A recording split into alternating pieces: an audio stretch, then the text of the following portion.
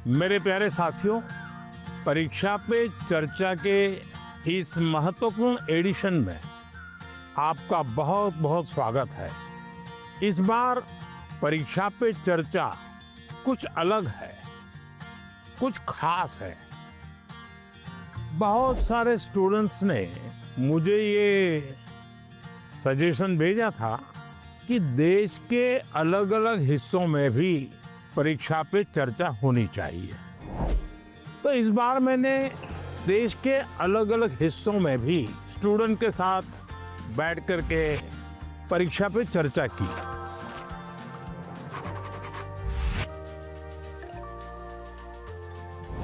इस special episode में आप यही देखने जा रहे हैं। तो सबसे पहले चलते हैं तमिलनाडु के कोयम्बटूर। तमिलनाडु के स्टूडेंट्स की एनर्जी, उनकी क्यूरियोसिटी ने मुझे बहुत प्रभावित किया। आइए देखते हैं। बड़ा कम तो आप लोगों को कुछ खाने पीने को मिला कि नहीं? क्या मिला? नहीं, हमें घर से लेके आए थे। I couldn't believe my eyes when I saw him. First, I had expected like a dynamic, dramatic entry because he is the Prime Minister after all. But it was very simple, humble and down to earth. वो जब अंदर आए बस like goosebumps आने लग गए. It was really great. ऐसा है कि मैं कई वर्षों से 10th और 12th के जो बच्चे हैं उनसे बातचीत करता रहता हूँ परीक्षा पे चर्चा। और मैं बातचीत करता हूँ कुछ सीखने के लिए। मेरे लिए बहुत बड़ा ये सीखने का कार्यक्रम होता है, ये सिखाने का कार्यक्रम नहीं। तो मैं आज तमिलनाडु के नौजवानों को इसलिए मिल रहा हूँ कि मुझे कुछ सीखना है। तो आप में से अगर कोई कुछ बातें करना चाहते हो, अपनी बात बताना चाहते हो, तो मुझे सुनना है। कौन शुरू करेगा? छवि जैन है मेरा नाम। मुझे स्टार्टअप करना है, तो मुझे किन किन विषय की जानकारी चाहिए और एजुकेशनल लेवल पे मुझे क्या करना होगा जिससे मुझे स्टार्टअप के लिए मदद मिल सके। आपकी बात एकदम सही है। मैं भी आजकल जब भी किसी नौजवान से मिलता हूँ तो तुरंत कहते हैं स्टार्टअप। पहले आपका ध्यान इस बात पे होना चाहिए कि आप क्या करना चाहते हैं। कुछ स्टार्टअप ऐसे हैं जो सिर्फ टेक्नोलॉजी में इनोवेशन करना चाहते हैं। किसी को लगता है मैं ड्रोन बनाऊं, किसी को लगता है कि मैं घर में बिजली की व्यवस्था ऐसी खड़ी कर दूं। अपने किसी 4 दोस्तों को देख जानती होगी जो टेक्नोलॉजी में एक्सपर्ट हैं। एक आध दोस्त है फाइनेंस में एक्सपर्ट है। चलो 4 लोगों की टोली बना दे, साइड में अपन स्टार्टअप शुरू करते हैं। जरूर नहीं कोई स्टार्टअप के लिए कोई 25 साल की उम्र चाहिए, आप कभी भी शुरू कर सकते हैं। छोटे छोटे स्टार्टअप से भी काम शुरू हो सकता है। तो मैं समझता हूँ कि अगर आपकी रुचि है तो बहुत अच्छी बात है। कुछ स्टार्टअप चलाते हैं, तुमको मिलने जाना और एक प्रोजेक्ट रिपोर्ट बनाओगे, उनको बताना चाहिए मैं तो स्कूल से हूँ, मैं स्कूल का प्रोजेक्ट बना रहा हूँ। तो वो छुपाएगा नहीं, आपसे बताएगा। तो धीरे धीरे आपको ज्ञान भी मिलेगा कैसे कर सकते हैं। सर, हमेशा मुझे ये डर रहता है कि कहीं मैं पढ़ाई में ज़्यादा फोकस करूँ तो मैं अपनी पैशन खो दूँ। अगर मैं अपने पैशन पे ज़्यादा फोकस करूँ तो मेरी पढ़ाई छूट जाएगी। दोनों के बीच में बैलेंस कैसे लाऊं? देखिए, पहली बात है कि 2 अलग चीजें ऐसा आप मानते क्यों हैं? दोनों उपयोगी हैं। जैसे मान लीजिए आपको आर्ट का शौक है? और आपने साइंस का कोई विषय पढ़ा और उसमें कोई लैब की चर्चा है और कुछ केमिकल मिलाने की चर्चा है। तो आप ऐसा कीजिए, कागज लीजिए, लैब बनाए, कागज पे पेंटिंग कर लैब बनाए। फिर जो केमिकल पढ़ने के थे हर बोतल में केमिकल का नाम लिखे। फिर आप पढ़ने में आया था कि भाई इस केमिकल को मिलाने से ऐसा कलर बनता है, तो एक दूसरा चित्र बनाइए उस पॉट के अंदर वो कलर। तो आपका चित्र का काम भी हो गया और आपको वो लेसन भी याद हो गया। यानी एक साथ दोनों चीजें बहुत अच्छी तरह से आप कर सकते हैं। आपके थकान को उतरने के लिए भी एक प्रकार से आपके पास जो कला है, क्राफ्ट की जो कुछ भी आपकी सीखने की इच्छा है, वो आपको मदद कर सकती है। डेली या सप्ताह में 2 दिन आधा घंटा इसके लिए दो। समाज जीवन में जिसकी जरूरत है वो शिक्षा तो करनी है, लेकिन जो व्यक्ति के जीवन में उपयोगी है वो आप इससे कर सकती हैं। हमारा देश भी 2047 में डेवलप्ड राष्ट्रों के साथ एक होने वाला है। सो मेरा प्रश्न क्या है कि हम नवयुवक इसे हासिल करने के लिए क्या कर सकते हैं? मुझे अच्छा लगा कि मेरे देश के 10th 12th के बच्चों के मन में भी 2047 विकसित भारत का ड्रीम है। ये मेरे लिए बहुत बड़ी खुशी की बात है ना। आज मुझे अब मजा आएगा। वाह, देखिए ये चीज है ना। अब 2047 में विकसित भारत यानी क्या है? आपने कभी सिंगापुर के विषय में सुना होगा। सिंगापुर एक जमाने में एक मछुआरों का छोटा सा गांव था, उसमें से आज इतना बड़ा बन गया। तो ली कुआन यू कहते थे कि भाई अगर हमको डेवलप कंट्री बनना है तो हमें अपनी आदतें डेवलप कंट्री के लोगों की होती वैसी बनानी पड़ेगी। हमें थर्ड वर्ल्ड कंट्री की तरह कहीं पर भी कूड़ा कचरा फेंक दिया, कहीं पर थूक दिया, ये नहीं चल सकता। सिर्फ कहीं जाना है, भाई यहाँ पर रेड लाइट है, मुझे स्कूटर खड़ा कर देना चाहिए। अब छोटी सी चीज है कि भाई हम परिवार में तय करेंगे कि हमारे घर में खाने के बाहर कुछ भी जूठा नहीं छोड़ेंगे। बताइए, सब लोग ऐसा करें तो कितना खाना बचेगा, कितना बड़ा फायदा होगा। तो एक नागरिक के नाते मैं अगर इन चीजों का जीवन में ठीक से पालन करूं तो मतलब कि मैं विकसित भारत के लिए कंट्रीब्यूट कर रहा हूं। अब जैसे वोकल फॉर लोकल, मैं मेरे देश की चीजें खरीदूंगा। मैं भारत में जो चीजें बनी उसको लूंगा। जैसे मैं कहता हूँ मेड इन इंडिया। अब कुछ लोग, पैसे वाले लोगों को लगता है दुबई में जाके शादी करेंगे। वाह, हिंदुस्तान में क्या कमी है भाई? हम सब देश के नागरिक छोटी छोटी चीजों को करें, हम जरूर विकसित भारत बनाने में अपना दायित्व निभा सकते हैं, हम कंट्रीब्यूट कर सकते हैं। He was shocked that, oh my God, a student is actually concerned about this. And he told us that it's the small steps that matter, not the large ones. मेरा आपसे प्रश्न ये है कि कोई भी छात्र या कोई भी मनुष्य अपना जीवन जब व्यतीत करता है तो बहुत सारे चुनौतियों का सामना करता है। जब चीज़ें डिफ़िकल्ट हो जाती है तभी हमको हमारा जो मोटिवेशन होता है जीवन व्यतीत करने में वो कम होता है। तो ऐसी स्थिति में सफलता प्राप्त करने के लिए हमें मोटिवेशन की ज़रूरत है या अनुशासन की? दोनों चीजें महत्वपूर्ण है जीवन में। अगर अनुशासन है ही नहीं तो कितना ही इंस्पिरेशन होगा तो वो इंस्पिरेशन क्या काम का आएगा? मान लीजिए एक किसान है, उसको प्रेरणा मिल रही है, बगल वाला किसान बहुत फसल कर रहा है, इंस्पिरेशन है कि यार उसकी तो 1 एकड़ भूमि है, मेरी तो 4 एकड़ भूमि है, वो ज्यादा कमाता है, मैं कम कमाता हूं, तो उसको इंस्पिरेशन तो वहां से मिलता है।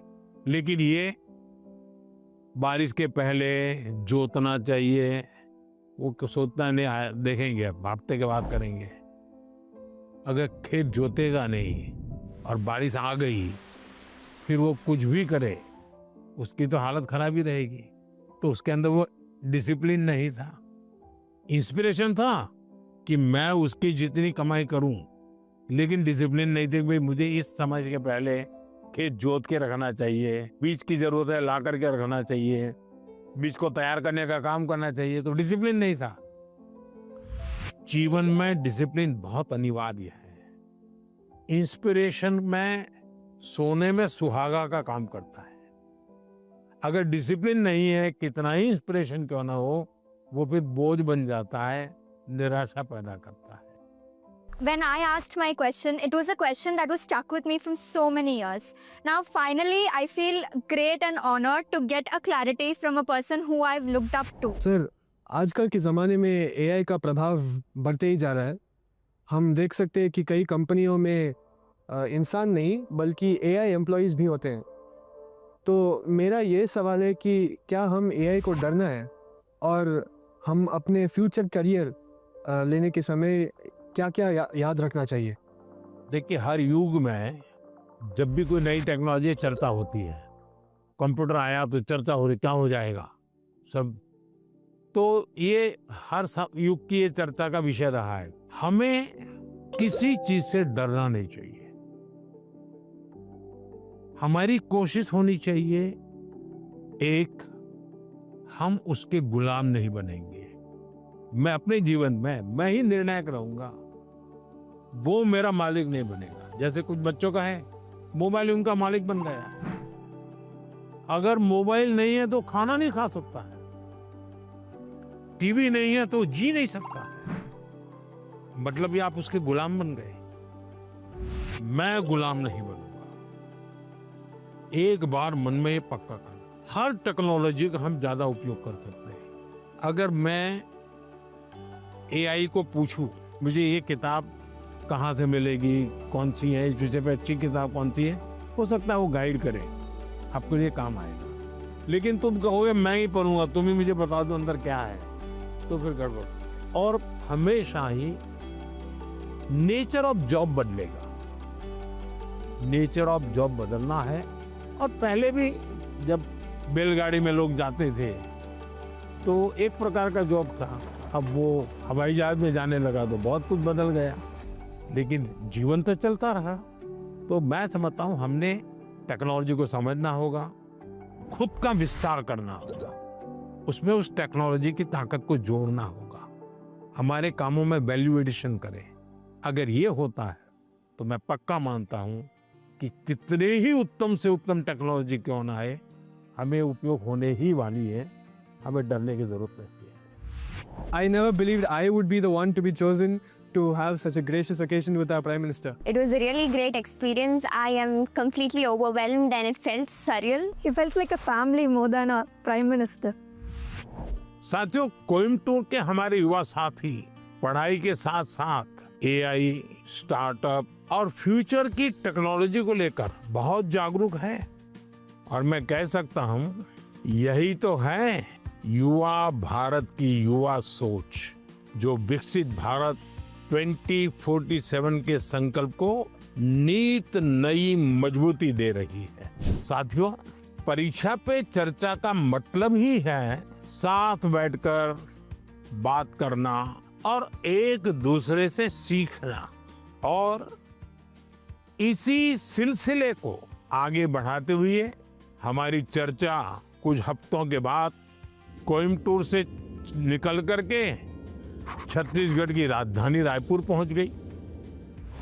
वहां भी बच्चों से मेरी बहुत दिलचस्प बातें हुई और मैं कह सकता हूं सिर्फ बातचीत नहीं, बहुत मजेदार चीजें खाने का भी मौका मिल गया। आप भी इसका आनंद लीजिए।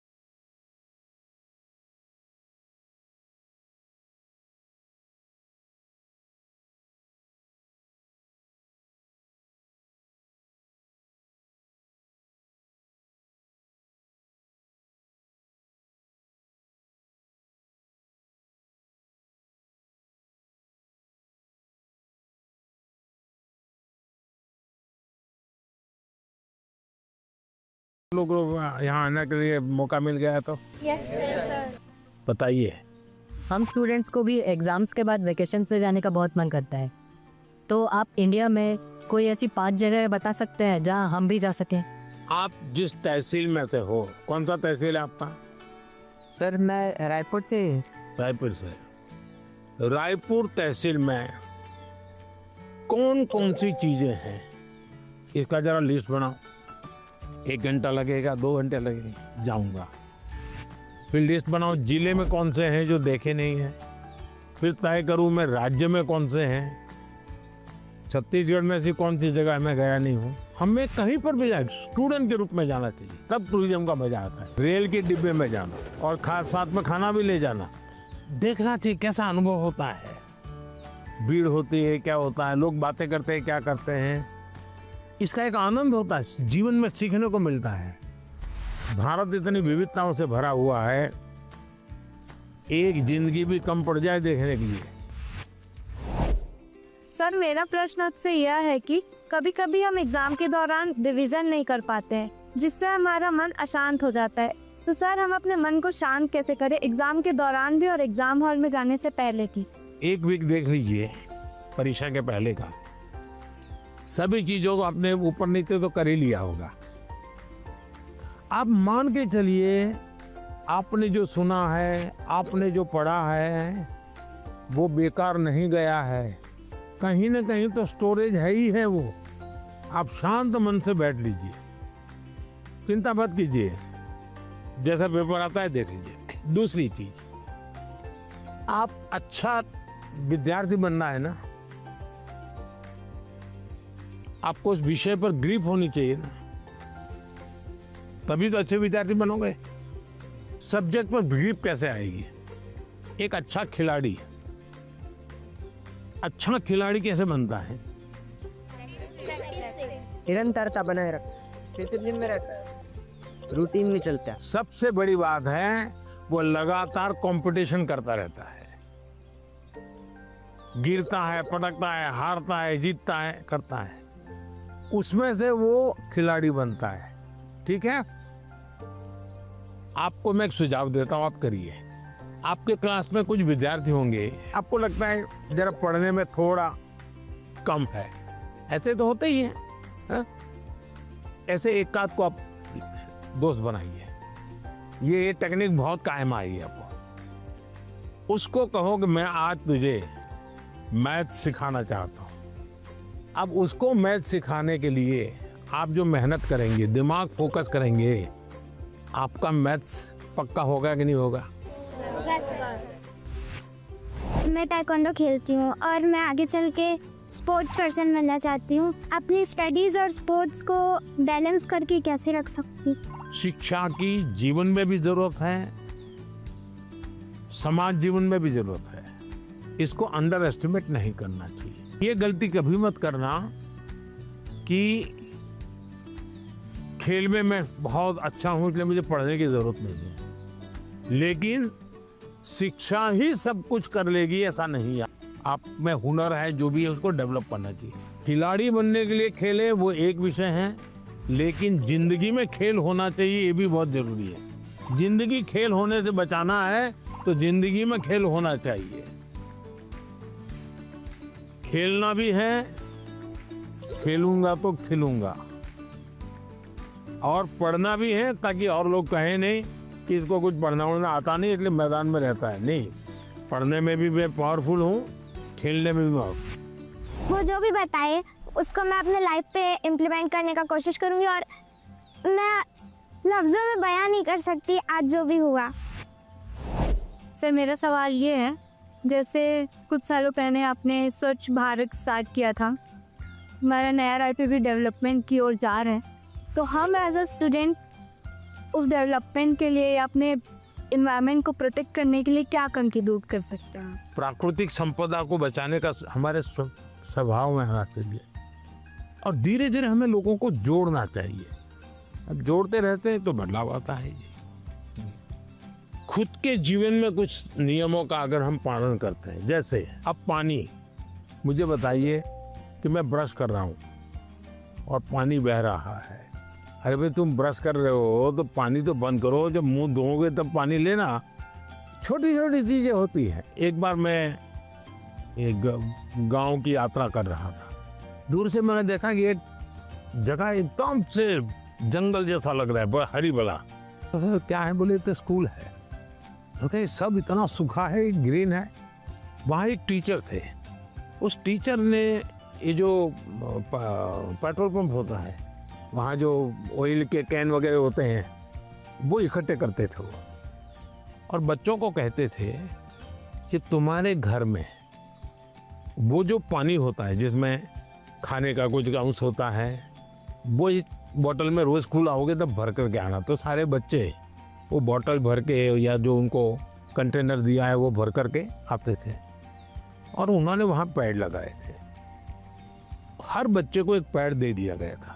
वो जो पानी ले आता था वो उसमें डालना होता था उसको। फर्टिलाइजर का भी काम करता था, सब्जी वब्जी के टुकड़े होते थे। उसके कारण वो पूरा स्कूल को चारों तरफ एकदम से ग्रीन बन गया था। एक टीचर ने इतना बड़ा परिवर्तन लाया।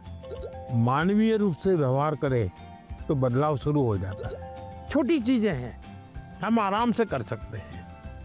समाज का वातावरण हमारे स्वभाव में आना चाहिए। आप इतने साल से देश को संभाल रहे हो, देश के लीडर हो, तो आप फ्यूचर जनरेशन से, हम बच्चों से ऐसी कौन सी क्वालिटी एक्सपेक्ट करते हो कि हमारे अंदर आनी चाहिए एक लीडर के रूप में? ऐसा लीडर बनना है कि लीडर बनना है? दोनों बनना है। देखिए, पहले लीडर बनिए। जो काम है मन में तय करिए, कोई करे या ना करे मैं करूंगा। जब ये शुरू आ जाएगा, मैं अपने से शुरू करूंगा, तो आप देखिए अपने आप लीडरशिप आना शुरू हो जाएगी। जैसे मान लीजिए यहाँ कूड़ा कचरा है, आप जा रहे हैं और आपने एक उठा लिया, तो आपके साथ जो 4 लोग चलते होंगे ना, आपने देखा होगा वो भी, उनको भी लगे यार उठा लो। मतलब आप लीडर बन गए कि नहीं बन गए? अच्छी चीज़ है, हमें अपने आप को हमेशा लीडर रोल में तैयार करना चाहिए। ये अच्छा विश्वास है, विचार भी अच्छा है। लेकिन लीडर का मतलब ये नहीं है कि चुनाव लड़ना, पॉलिटिकल पार्टी बनाना, पार्टी में जाना, लच्छादार भाषण करना, ऐसा नहीं होता लीडर। मतलब लीडरशिप में एक क्वालिटी होनी बहुत ज़रूरी है कि आप 10 लोगों को अपनी बात समझा पाओ। थोपनी नहीं है, समझानी है। समझाने के लिए पहले उसको समझना है। जो उनको समझ पाता है वो समझा पाता है, जो उनको नहीं समझता है वो कुछ नहीं समझा पाता। और इसलिए हमारी कोशिश ये होनी चाहिए कि उनको समझना चाहिए। उन्होंने बहुत अच्छे से बताया कि किसी के अंदर एक लीडरशिप क्वालिटीज़ होती है अगर वो किसी चीज़ के लिए रिस्पॉन्सिबल हो रहा है। If I would describe this world and I would say सपना। मैं प्रधानमंत्री से मिली। I am very lucky. बहुत अच्छा था, मतलब ऐसा एक्सपीरियंस जो लाइफ में बहुत कम लोगों को मिलता है। परीक्षा की तैयारी के अनुभव, परीक्षा के समय आने वाले विचार, स्ट्रेस और लोगों की एक्सपेक्टेशन से जुड़े हुए ढेर सारे सवाल लगातार चर्चा का हिस्सा बनते हैं। और परीक्षा पे चर्चा का मकसद ही है कि हमारे युवा साथी इस पर खुलकर बात करें। परीक्षा पे चर्चा सिर्फ बोर्ड एग्जाम की तैयारियों से जुड़ी नहीं है। मैं जब आपके सवाल सुनता हूं तो स्वाभाविक है मेरे मन को भी वो छूते हैं। मैं अंदाजा लगाता हूं कि जीवन के कई पहलुओं से जुड़ी हुई बातें हमारे युवा मित्रों के मन में लगातार चल रही है। मैं अब आपको गुजरात लेकर चलूंगा। वहां के बच्चों ने, और विशेषकर ट्राइबल बेल्ट के मेरे आदिवासी बच्चों ने जो सवाल पूछे, और उन्होंने तो मुझे सचमुच में हैरत में डाल दिया था।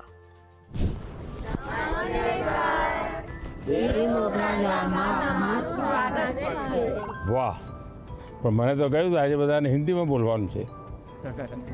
ફાવશે ને? चलिए।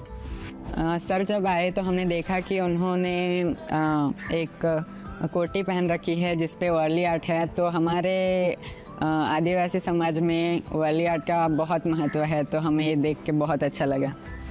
तुम बहुत एक्साइटेड थे आपका मिलने के लिए। किसी और बच्चे को आपसे मिलने और आपसे बातें करने के लिए कितने सवाल होते हैं, लेकिन हम उतने नसीब वाले हैं कि जो आपके साथ बातें करें। आप कितने दूर से आए?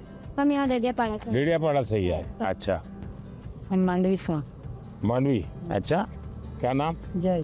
जय और रवि है। इतने बड़े हो गए आप लोग। पहचानते? इनको बताया कैसा मेरा परिचय आपसे? इनकी हिम्मत आई कि नहीं आई सबका? हाँ। ये मुझे पहले भी एक बार मिलने आए थे धरना। चलिए बताइए, आप लोग कुछ पूछना चाहते हो, कुछ जानना चाहते हो, बताइए। सर हमारे माता पिता ने यह बताया कि पहले कुछ आदिवासी इलाके थे जो बहुत ही पिछड़े हुए थे, तो उन्होंने यह भी बताया कि आपका गुजरात के आदिवासी इलाकों से बहुत लगाव भी और आपने वहाँ बदलाव भी किया। तो मैं जानना चाहूँगा कि आपको इस चीज़ की प्रेरणा कहाँ से हुई? आपको पाल चित्रिया की घटना मालूम है? हाँ। हैं? वहाँ आदिवासी समाज के बहुत बड़ा आज़ादी का संघर्ष लड़ा था। एक बार बहुत भयंकर अकाल हुआ था, तो उस समय मैं उस क्षेत्र में काफ़ी दिनों तक रह करके काम करता था। तो उस समय लगता था कि यहाँ एजुकेशन पे ध्यान देना चाहिए। उसके बाद जब मुझे मौका मिला, मुख्यमंत्री बना, तो मैं ध्यान देने लगा। आपको हैरानी होगी, एक समय ऐसा था कि उमरगांव से अंबाजी तक एक भी साइंस स्कूल नहीं था। तो बाद में आपने तो देखा, अब तो 2 यूनिवर्सिटी है, साइंस स्कूल है, इंजीनियर ITI है, ये बहुत सारा बदलाव आया है, तो उसका बहुत बड़ा लाभ हो रहा है। हाँ सर। आज भी आपको मालूम होगा, एक मैंने PM जनमन योजना बनाई है। आदिवासियों में भी कुछ इलाके और कुछ लोग हैं, समाज, वो और पीछे रह गए, तो मुझे फिर उनके लिए अलग से स्कीम बनानी पड़ी, अलग से बजट बनाना पड़ा। तो मुझे तब से लगता था कि हम शिक्षा पर जितना ज़्यादा बल देंगे उतना बहुत तेजी से विकास होगा। दूसरा मेरे मन में था, पूरे आदिवासी बेल्ट उमरगाम से अंबाजी पूरा हाईवे बनाया है, तो विकास के लिए इंफ्रास्ट्रक्चर की बहुत ज़रूरत होती है। लोग भी आना जाना शुरू करते हैं, तो उस दिशा में ध्यान दिया। मेरा आपसे यह प्रश्न है कि पहलगाम हमले के बाद हमारे घर में सब चर्चा कर रहे थे कि अब आगे क्या होगा। पूरा देश आपकी ओर देख रहा था। फिर ऑपरेशन सिंदूर हुआ और हमारे देश की सेना ने जीत हासिल की। तो ऐसे संजोग में आपने अपने तनाव को कैसे हैंडल किया? हम तो सिर्फ परीक्षा के तनाव से। आप लोगों को परीक्षा का तनाव आ जाता है। जब आप पुरानी परीक्षा के दिनों को याद कीजिए, अगर पुरानी परीक्षाओं को याद करेंगे तो आपको लगेगा हाँ यार, जब गया तब तो टेंशन था, लेकिन जब करके आ गया तो कुछ नहीं था। ऐसा होता है कि नहीं? होता है। परीक्षा के लिए सबसे अच्छी चीज होती है कि आप पेपर सॉल्व करने की आदत डालें, लिखने की। ज्यादातर लोग क्या करते हैं, पढ़ते हैं। यस, अगर खुद इस प्रकार से आप प्रैक्टिस करते रहते हैं तो मुझे पक्का विश्वास है कि आपको कभी भी तनाव नहीं आएगा। हम क्या करते हैं, पूरे दिन किताब, अरे कभी हंसो है। दूसरा सबसे बड़ी चीज है जो आज लोगों को ध्यान में नहीं है, वो है नींद। अच्छी नींद लेनी ही चाहिए। आपको लगेगा ऐसा कैसा प्रधानमंत्री है जो सोने की बात करने के लिए आए, हम तो एग्जाम के लिए पूछ रहे थे। लेकिन वो नींद इतनी पूरी लेते हैं तो बाकी समय आपका बहुत ही फ्रेश, नए विचार, नए आइडिया, मन बहुत प्रफुल्लित रहता। हाँ सर। हम डॉक्टर या कभी इंजीनियर या कभी अफसर बनना चाहते हैं, तो हमें आगे बढ़ के अपना करियर कैसे चूज करना चाहिए सर? अगर आपने एक महीने में 10 चीज़ अलग अलग बता दी तो घर वाले क्या कहेंगे, इसका तो कोई ठिकाना ही। ये तो अच्छी चीज़ है कि आपको कुछ किसी को देख के लगा मैं भी ऐसा बनता तो क्या होता। अगर ये हमको करना है, जो व्यक्ति बहुत बड़ा बन गया है वो बड़ा बनने की इच्छा होना बुरा नहीं है, लेकिन वो बड़ा बना है तहीं से अपने को जोड़ो मत। कहाँ से शुरू किया था, अगर आपका ध्यान उस पर होगा तो फिर अगर हाँ यार यहाँ से चलो मैं शुरू करता हूँ। कोई कहेगा कि मैं क्रिकेटर बना, लेकिन जब मैं 8वीं कक्षा में था तो सुबह 4 बजे उठ करके साइकिल चला करके स्टेडियम तक जाता था और फिर मैं 2 घंटे प्रैक्टिस करता था। तो फिर तो मैंने कहा अच्छा इतना मेहनत करना पड़ता है, चलो मैं शुरू करता हूँ। अभी तो क्या लगता है, देखिए यार सेंचुरी लगा दी, फोटो छप गई।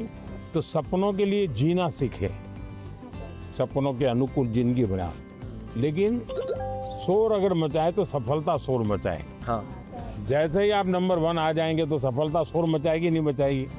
पूरे स्कूल को पता चलेगा या नहीं चलेगा? चलेगा। पूरे गांव को पता चलेगा या नहीं चलेगा? तो हमारी कोशिश ये होनी चाहिए। सर ने जो बातें कही, जो मैंने सुनी, सब मैंने अपने जीवन में आगे बढ़ने के लिए और आगे बढ़ के कुछ बनने के लिए सब अपने लिए सोचा। आइए सर, अब हम ले चलते हैं हमारे कल्चर से रिलेटेड कुछ चीज़ें दिखाने। सर, ये है वारली पेंटिंग्स है, जो एक कार्डबोर्ड बनाते हैं उससे ऐसे पेंटिंग करते हैं। ये सभी वो चीज़ें हैं जो हमारे कल्चर से रिलेटेड है। सर, हमने आदिवासी काफ़ी जो आदिवासी है उनके कलाकृतियों को रिप्रेजेंट किया है, जैसे कि चित्रकला है, ये लिपन आर्ट, ये जो मैंने बनाया ये है पिथुरा आर्ट। खुद बनाए हो? यस सर, आपके लिए ये बनाया। क्या नाम आपका? किशन है। ये आपकी हैंड राइटिंग है? Yes sir. अरे वाह, थैंक यू सर। कितने बढ़िया है भाई। घर की दीवारों पे ये बनाए हैं और उनकी पूजा भी करते हैं। वाह, तो आप तो बड़े आर्टिस्ट हो गए भाई। हाँ सर। मुझे बहुत अच्छा लग रहा है कि हमारे भारत देश के बड़ा प्रधान ने मेरी पेंटिंग्स ली है और सर ने भी बहुत अच्छी तरह के हमारे साथ, जैसे हम खुद फ्रेंड्स के साथ बात कर रहे हैं, ऐसा फील हो रहा था। मुझे आपसे ये सवाल है कि आपकी लाइफ में आपके टीचर्स का क्या रोल? बहुत रोल था, बहुत रोल था। जैसे मैंने बताया, मेरे टीचर हमें डेली कहते थे कि आप लाइब्रेरी जाइए, टाइम्स ऑफ इंडिया में ये एडिटोरियल के ऊपर एक वाक्य रहता है, वो अपने उसमें लिख करके आइए, और दूसरे दिन वो उसकी चर्चा करते थे।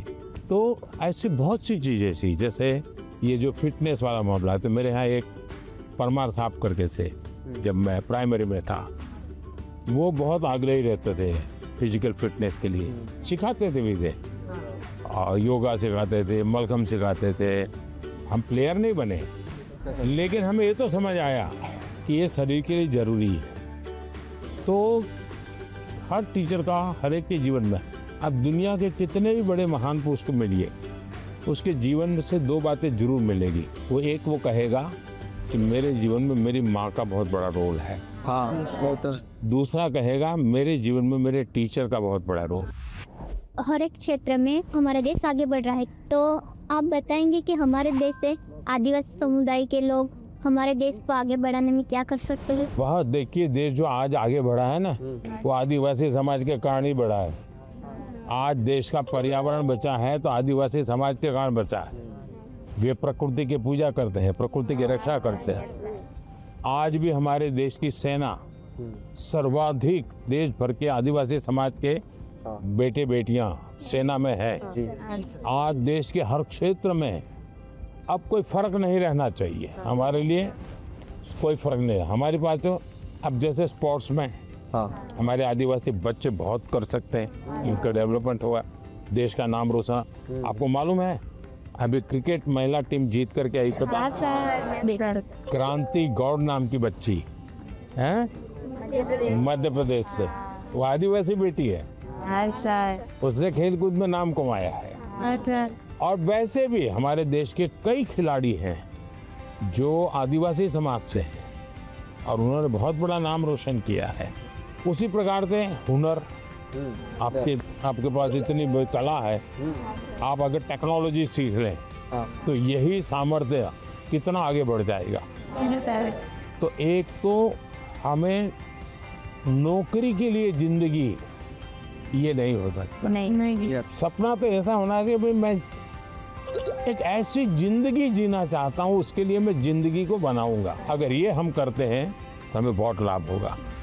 गाना गाएंगे, चलिए सुनाइए। नारी तू तपालू रे नारी, जंगलू रे नारी तू तपालू रे नारी, तेरी उत्पत्ति आए या मोके माता, तेरी तू सताली आए या मोकी माता। हम सबने मिलके उनके लिए गाना गाया जो कि यहाँ मोगी माता के बारे में था। वो कहाँ रहते हैं, कैसे रहते हैं, वो सब था उस सॉन्ग में। हमारी बहुत सारी बातचीत हुई सर के साथ कि कैसे जीवन में हमेशा खुश रहे, सारे स्ट्रेस को कैसे दूर करें, अपने टाइम मैनेजमेंट कैसे करें, और एग्ज़ाम के बारे में भी कैसे मतलब पढ़ाई करें, एग्ज़ाम से डरना नहीं है। पहले तो मुझे खुद पे आंखों पे भरोसा ही नहीं हो रहा था कि पीएम सर हमारे सामने, पता ही नहीं चला कि टाइम कहाँ चला गया।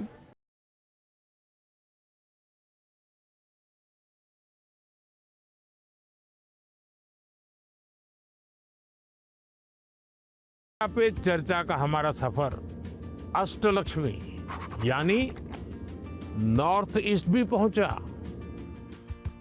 और गुवाहाटी में परीक्षा पे चर्चा, और वो भी ब्रह्मपुत्रा के उस बहते हुए प्रवाह के बीच मजे से सैर करते करते चर्चा भी चलती रही।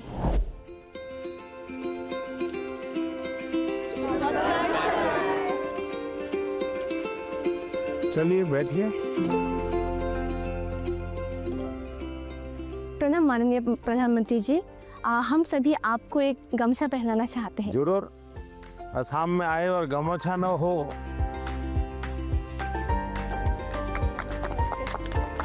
वाह।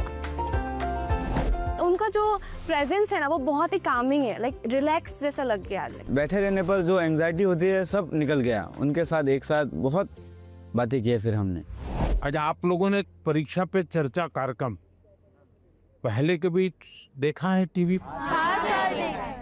अच्छा, कभी आप लोगों ने वो किताब देखी? हाँ सर। Exam warrior. तो उसमें से फिर आपको पहले जो सोचते थे परीक्षा के पहले और अब सोचते हैं, उसमें क्या फर्क है? किताब पढ़ने के बाद या कार्यक्रम देख क्या फायदा हुआ आपको? परीक्षा से इतना डर नहीं लगता। आपके जो मंत्र दिए हैं ना, वैसे जैसे कि लाइक परीक्षा को एक सेलिब्रेशन उत्सव की तरह सेलिब्रेट करना चाहिए, तो अब थोड़ा थोड़ा परीक्षा की तरफ से मतलब डर कम रहा है। पर लेकिन डर तो घर के लोग डराते हैं ना। हाँ सर। हाँ? पूछते हैं कि लाइक वो 1 नंबर कहा गया, क्यों कटा 1 नंबर? जीवन में अगर संतोष हो जाता बस बहुत हो गया, अब क्या, तो फिर जीवन में प्रगति नहीं होती। ये जीत तो रहनी चाहिए मन में, लेकिन उसके लिए मैंने मंत्र में एक बात बताई है। सर, हमें किसी और से प्रतियोगिता नहीं करना चाहिए। या शाबाश। मैंने ये कहा है कि हमने लगातार खुद से कंपटीशन करते ही रहना चाहिए। कोई हमें कहता भी 99 आए, 1 क्यों नहीं आया? ठीक है, उन्होंने कहा, बात अलग है। लेकिन खुद को भी पूछना चाहिए कि मेरे जीवन में ये बदलाव क्यों आया, ये कमी क्यों रही, क्या कारण था? अच्छा, आपके मन में कुछ सवाल होंगे तो जरूर पूछिए। मेरा आपसे यह प्रश्न है कि मैंने सुना है कि आप अपने रोजमर्रा की जिंदगी में एक पर्टिकुलर डाइट हेल्दी रहने के लिए फॉलो करके चलते हैं, तो हम छात्र ऐसा कौन सा मैजिकल डाइट फॉलो करके चले जिससे कि हम एनर्जाइज्ड और फोकस रह पाए और हमारा सबसे बेहतर प्रदर्शन आ पाए परीक्षाओं में? हकीकत ये है कि मेरा कोई डाइट का सिस्टम ही नहीं है, क्योंकि मैं पहले अलग अलग परिवारों में भोजन करता था, तो इतना ही रहता था कि मैं वेजिटेरियन हूँ तो वेजिटेरियन खाऊंगा, फिर उस घर में जो होता था वो मैं खाता था। दूसरा, मुझे खुद को कभी पकाना पड़ता था, कभी खिचड़ी पका देता था। खिचड़ी खाते हैं नहीं हम? डाइट आपकी पसंद का होना चाहिए, यानी ऐसा नहीं दवाई की तरह डाइट नहीं खाए। तय करो कि पेट भर के खाना है कि मन भर के खाना है। आप ज्यादातर लोगों के क्या होता है, मना न करे तब तो खाते रहे हैं? अनाज जो है पेट भर के खाते हैं, लेकिन सांस सीना भर के नहीं लेते हैं। यहां उल्टा करना चाहिए। दिन में जब भी मौका मिले एकदम शरीर भर जाए इतना सांस लेना चाहिए। हो सके तो कुछ पल उसको रोकना चाहिए और फिर धीरे से निकालना चाहिए। हम लोग क्या करते हैं, खाना यानी बाकी 50 कामों में शरीर को सबसे आखिरी प्रायोरिटी देते हैं, लास्ट प्रायोरिटी। अच्छा, आप में से कितने लोग हैं जिन्होंने नियम बनाया कि हम सूर्योदय देखेंगे या नहीं देखेंगे? ऐसे कितने? सनराइज। ये शरीर को ये चीजें एक ताजगी देती हैं, एक एनर्जी देती हैं। इनको हमने आदत बनाई है, शरीर को सबसे पहले प्रायोरिटी दिलाती। सर, अक्सर हमारे माता पिता हमारे दोस्तों के साथ हमारी तुलना करते हैं, परंतु उससे ज़्यादा दबाव हम पर तब पड़ता है जब हमारे अपने घर वालों या भाई बहनों से तुलना की जाती है। तो ऐसी परिस्थिति में हमें क्या करना चाहिए? मान लीजिए कह दिया पिताजी ने कि देख तेरी बहन के अक्षर कितने बढ़िया है, उसके हैंडराइटिंग कितने अक्षर है, तो अच्छा व्यक्ति क्या कहेगा? उस बहन को कहेगा बहन मुझे सिखाओ ना, मैं कैसे हैंडराइटिंग अच्छा बनाऊं। दूसरा क्या करेगा? बस ये माँ पापा माँ को बहन ही अच्छी लगती है, उसके हैंडराइटिंग अच्छे लगते, मैं इतनी मेहनत कर रहा हूँ देखते नहीं है। अगर परिवार में भी किसी एक की अच्छाई की बात होती है तो हमने उस भाई या उस बहन से उसकी अच्छाइयों को सीखने का प्रयास करना चाहिए और पिता माता को कहना चाहिए कि आपने अच्छी बात बताई, ये चीज मेरे में नहीं है, मुझे बताइए मैं कैसे इसको तैयार करूं। तो पिता माता का आपकी तरफ देखने का तो देखिए ये बुरा नहीं मानता है, ये इसमें से सीखने का प्रयास करता है। कंपैरिजन से माँ बाप ने बचना चाहिए और मैं हर माँ बाप से कहता हूँ कि कृपा करके आप परिवार में किसी के सामने उतनी तारीफ न करें ताकि बच्चे की आदत खराब हो जाए। इतनी तारीफ न करें एक बच्चे की कि दूसरे बच्चे को लगे कि देखो हर बार ये तो इसकी बात दुनिया में बताते रहते, मेरी को बताते नहीं। परिवार में अगर निकट हमसे कोई ज्यादा अच्छा है, हमें मनोमन उसको गुरु मान लेना चाहिए। उसको पता नहीं होना चाहिए कि आप उसको गुरु मानते हैं। अब उसको कहना चाहिए यार तुम बैडमिंटन बहुत बढ़िया खेलते हो, मेरी गलती क्या होती है मुझे सिखाओ, तो वो भी अपने आप को बड़ा नहीं मानेगा, वो कहेगा यार ये मेरे से सीखना चाहता है, वो अपने को बराबर ही मानेगा। नर्वसनेस तो ऑब्वियसली थी ही, पर साथ में बहुत उत्साहित भी फील हो रहा था, बहुत खुशी हो रही थी कि मैं मोदी जी से मिलने वाली हूँ। मतलब मुझे लगा नहीं था ऐसा मेरे साथ कभी होगा, पर जब हुआ तो बहुत ही खुशी हुई। अक्सर छात्रों को स्टेज में या फिर लोगों के सामने बात करने में तकलीफ होती है, इसमें आत्मविश्वास बढ़ाने के लिए आप हमें क्या सलाह देना चाहेंगे? तो आप अगर उनको सलाह देनी है तो क्या दोगे? हाँ, आइए मेरे पास, आगे आगे सब लोग आइए। अगर किसी को 1 2 3 में कहना है तो कैसा है? आत्मविश्वास रखना चाहिए। हाँ, ये आत्मविश्वास जो है ना, उसमें 2 शब्द है। 2 शब्द कौन कौन से? जिसका अपने आप पर विश्वास है उसको कभी डर नहीं लगता। आपको अपने पर विश्वास है क्या? अगर खुद पर विश्वास है तो आप हर चीज को पार कर सकते हैं। जिसको खुद पर विश्वास होता है करता क्या है? पूरी परिस्थिति का मनोमन अध्ययन करता है। आपने स्वामी विवेकानंद जी का ने एक चिट्ठी लिखी थी जब शिकागो में उनका भाषण हुआ, जो बहुत प्रसिद्ध भाषण है और विवेकानंद जी की बहुत तारीफ भी होती है।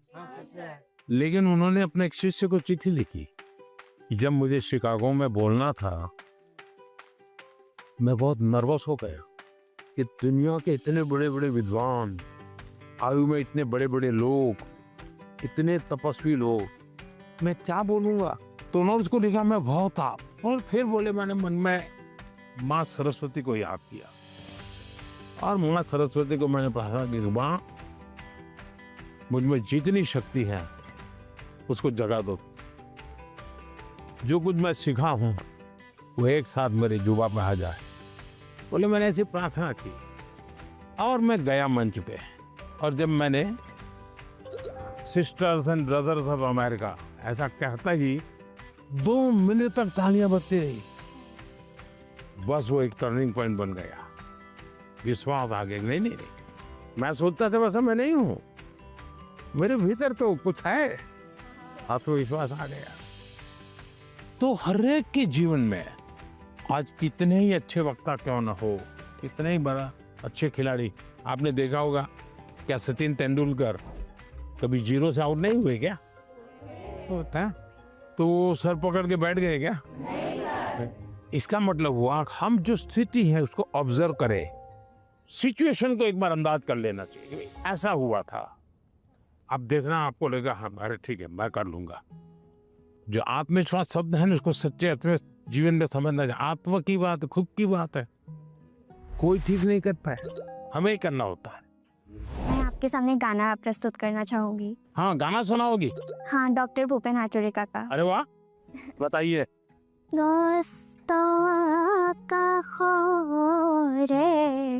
সপোন ৰহত ভাঙি ক্লান্ত লুই তৰে হেঙুলীয়া পানী। वाह।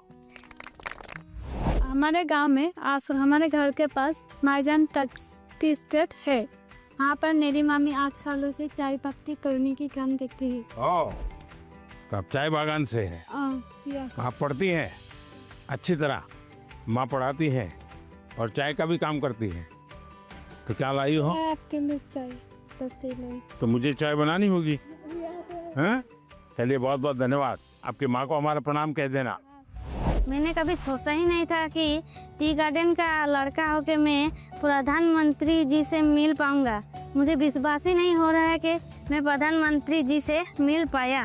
इतना जनरेशन गैप होने के बाद भी जब वो हमारे बातों को समझते हैं, मतलब बहुत अच्छा लगा।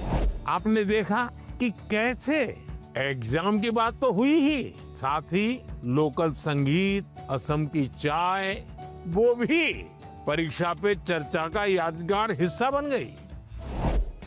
परीक्षा एक ऐसा अवसर है और परीक्षा के लिए हेल्दी कंपटीशन की भावना हमारी तैयारी को और बेहतरीन बनाती है। इन सभी चर्चाओं में स्थान अलग अलग थे, स्टूडेंट्स अलग अलग थे, अनुभव अलग थे, लेकिन हर चर्चा का उद्देश्य एक ही था। हर स्टूडेंट को सुनना, समझना और साथ मिलकर कुछ न कुछ सीखना। आप सभी को मेरी बहुत बहुत शुभकामनाएं। बहुत बहुत धन्यवाद।